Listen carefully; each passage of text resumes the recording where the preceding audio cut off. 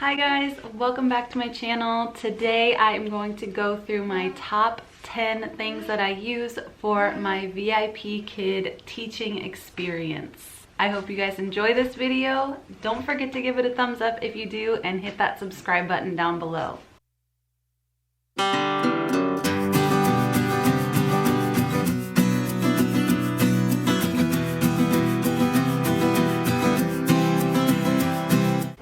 Alright guys, so number 10 is going to be any toys that you already have in your house. So some sort of stuffed animal. This, for instance, is just one of my son's toys that he got, but it's great for pointing out body parts, nose, mouth, eyes, arms, legs, so you don't have to try pulling your leg up from down below your camera. I did not buy this specifically for Vipkid.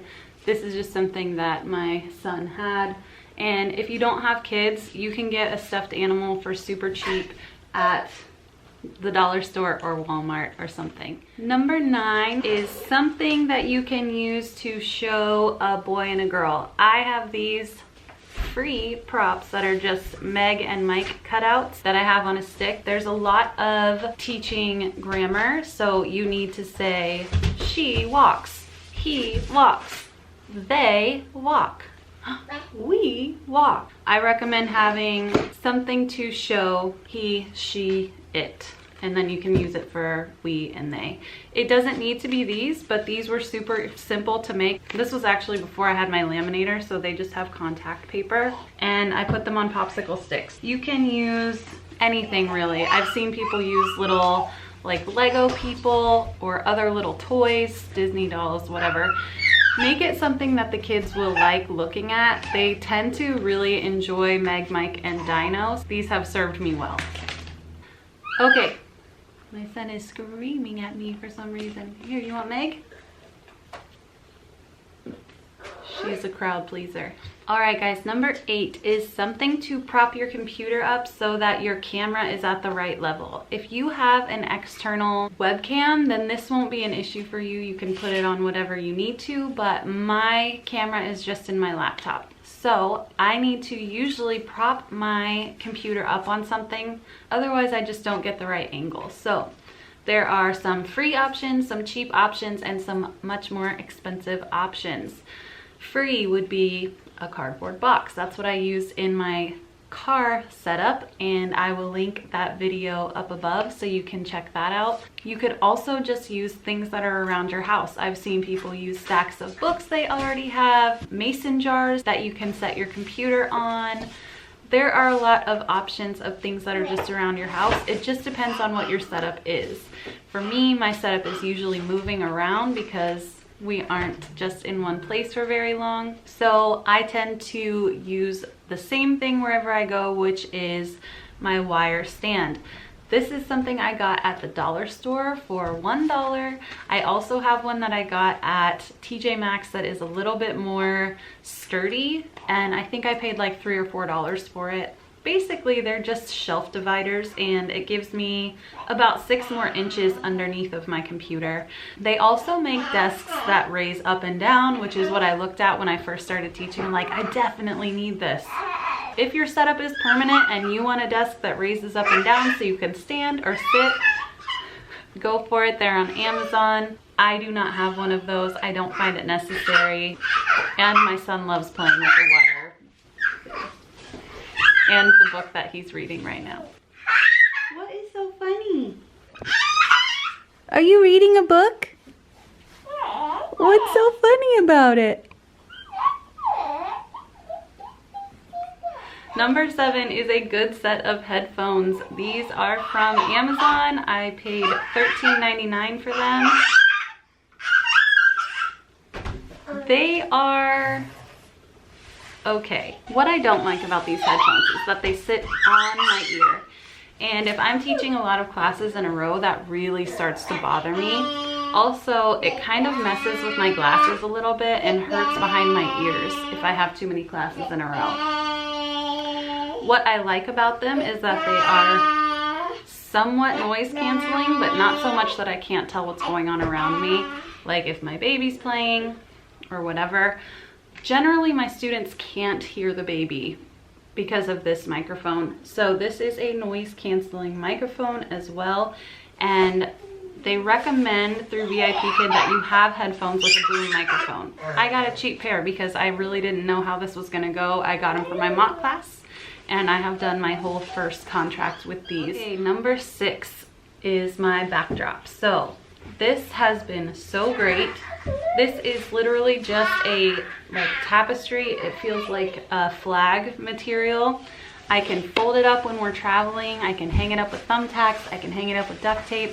Right now I have it on a backdrop stand. The backdrop stand is completely unnecessary. I found one for like $3, so I got it. It's much bigger than what I need, and actually Joel took pieces out of it so that I could store it a little bit easier. If we have people coming over or something, which we haven't because of coronavirus, I'll take it down, I'll put it away, but it doesn't really bother me that it's behind the chair like that, and it's a lot easier to just pull it out in the morning. We're gonna have to take a break for a moment because this guy requires my attention.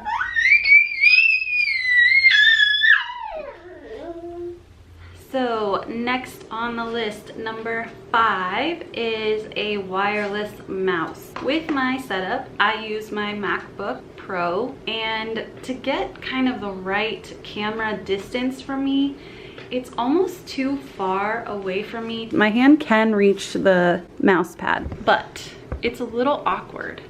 So I got a Bluetooth mouse from Walmart. It was $10. So it has been really helpful for me to have this mouse, and that's all there is to it. Number 4 is a whiteboard of some sort. Just like with most things, there are different options for whiteboards. Mine was like $5. I also have another one that I got at the Dollar Tree. I had 2 from the Dollar Tree, but one my baby bent in half and broke because they're not super high quality. But I do have one that looks kind of like a paddle, and that one is really nice because it's two-sided, and if I'm doing grammar, I can have the verb with an S on one side and the verb without an S on the other side, and that's been really helpful to me. But any kind of whiteboard that is handheld that you can quickly write something on for the student to practice is very helpful. My top 3 things are very, very big things that are very important. I could not do this without them, so pay attention. Number 3, all of my props from the dollar store. So I am a digital props girl. You'll see that in number 2, but it is so nice to have something physical that I can pull out, put in front of the camera every once in a while. My best props are these animals that I get from the Dollar Tree. So I have lots of different kinds of animals. Anytime I see animals, I get them from the dollar store. I have cows, I have different farm animals, I have elephants, I have lizards, I have a snake, which is actually more of one that I use for fun. I have sea animals. I have a ton of these, and I'll show you where I keep them. This is just an IKEA table that has the drop down sides, which we love. It just has these drawers next to me that I can pull out and grab my different props. So here, most of my animals are in here. I highly recommend getting a globe ball from there. So here is China, and then I mark where I live, and I get to show them the difference between where we live, and there's a lot of lessons about different countries, so it's nice to have one of these. I also get the sports balls, so I have a basketball and a soccer ball. Benny has stolen and hidden my soccer ball as well. The kid loves my props, what can I say? Another nice thing about the drawers is that I can just pull one out, give the whole thing to Bennett, and it will entertain him while I'm doing class or making a video. All right guys, number 2 is a big one for me. So it is digital props, digital rewards, and just Google Slides in general for Vipkid. This has been like the coolest way of teaching. I feel like this was made for me. When I was in a brick and mortar classroom, I did everything on my computer. I had stuff projected on to my whiteboard all the time. I barely had any lesson without some sort of technology involved. So when I started doing Vipkid, I was a little bit nervous. I wasn't sure about doing everything with physical props. I wasn't really used to that kind of teaching, Plus I teach older kids, so using props for me was just kind of like, I don't know how to do this. So when I found the Google Slides group for Vipkid, it was a game changer. Now, I found it early on in my teaching, so I didn't have a ton of props built up, and I'm so glad that I didn't, because I barely use any physical props. I always use Google Slides. They have a prop, a digital prop to go with every lesson, and they have rewards that either go with that particular lesson, like they have some that are based on the vocabulary or what the lesson is about, or there's some that are just fun. One of my favorites is just a fails video reward. So the kid chooses a number and it's some short funny clip of someone messing something up, or there's cute animal fails ones, and they're just, the kids love them. Because I have a MacBook, I use Cam Twist, but there is also ManyCam for PC users or Mac users, and that is how I cast the Google Slides onto my screen. You can also just use your phone. You can pull up Google Slides on your phone and show it to the student. Here is your reward. And that brings me to my number one thing that I use for Vipkid, and that is my master planner. You guys, this planner is life. It organizes everything for you. All you do is copy and paste your schedule into the planner and done. Okay guys, I'm gonna quickly show you how I use my planner. This is the home page for the planner. It is reset, it is emptied out. I go into the Vipkid desktop app, I go to my classes, and I just copy and paste everything that I have. So right now, I only have one class scheduled for Monday. So I will go ahead and copy for Monday and Tuesday so you can see what it's like. I'm going to paste it into the planner. I will hit Start Planner and it will think for a minute. And here is my planner. Now I'm going to make this full screen so you can see. So this is my student. This is the course name and number. Now I didn't have to put any of this in. It just took it from what I copied and pasted. So if there is something in one of these two columns, then that means I have taught this class before and saved a favorite. Now, I did not save a favorite reward here, which means whenever I taught this class before, I just didn't use one of these rewards. I probably used a cute one that didn't go with the lesson because I had the student as a regular or something. I see that I have at least 2 classes that I have not taught before. So I'm gonna go into my favorites. I'm going to select the lesson from the drop-down menu, and it was my last 2, so this one. And then I'm going to click for it to find that lesson on this side. So it's searching, there we go.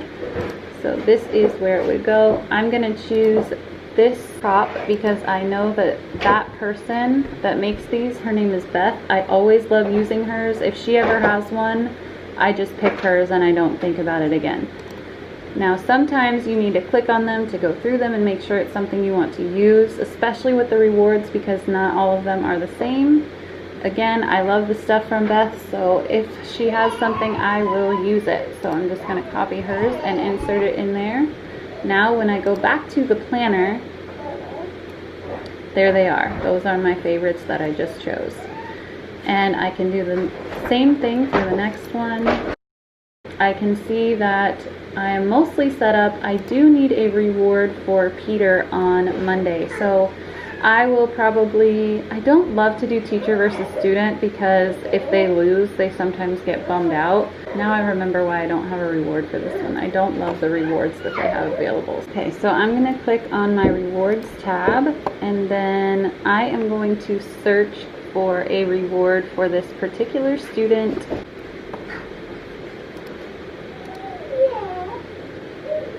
I can look and see that Peter is 8. He's 8 years old. So I am going to find a reward that I think would be good for an 8-year-old boy. They tend to love Minecraft. So you can see there's a ton of different kinds.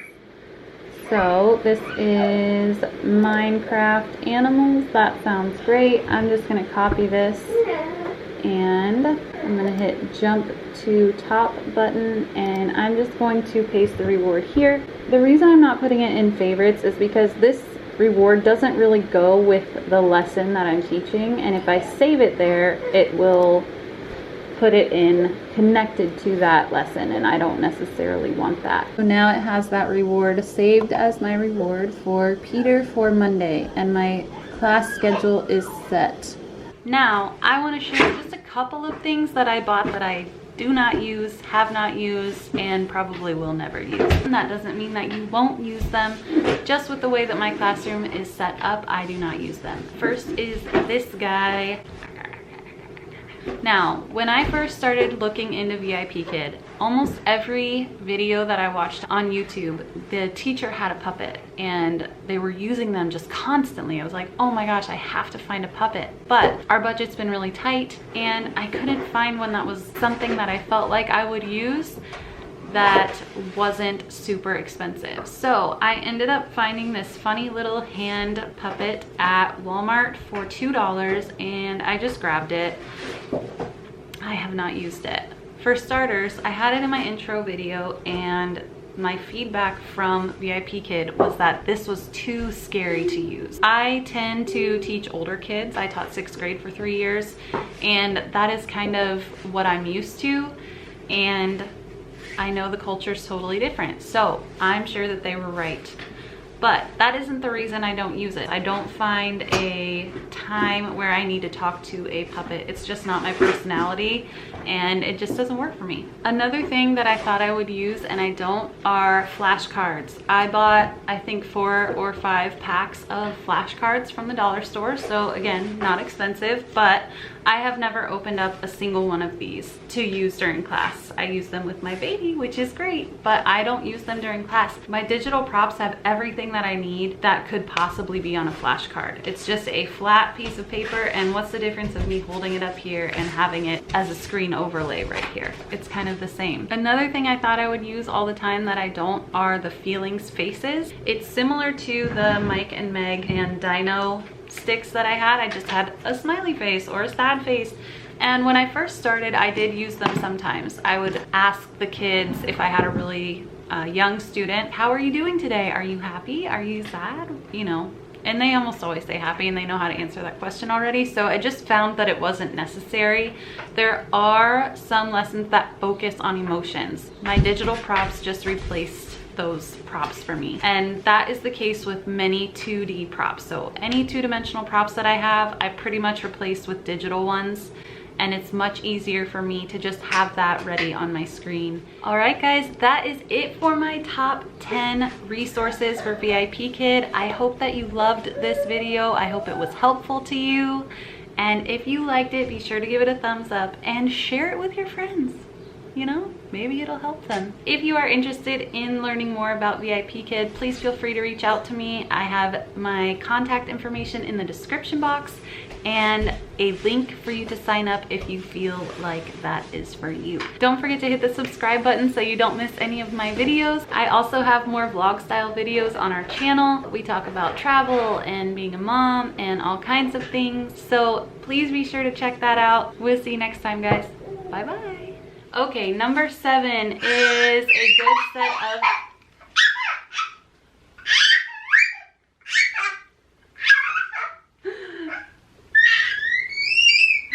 Oh, I may have to re-record this whole thing. But at least they're happy sounds.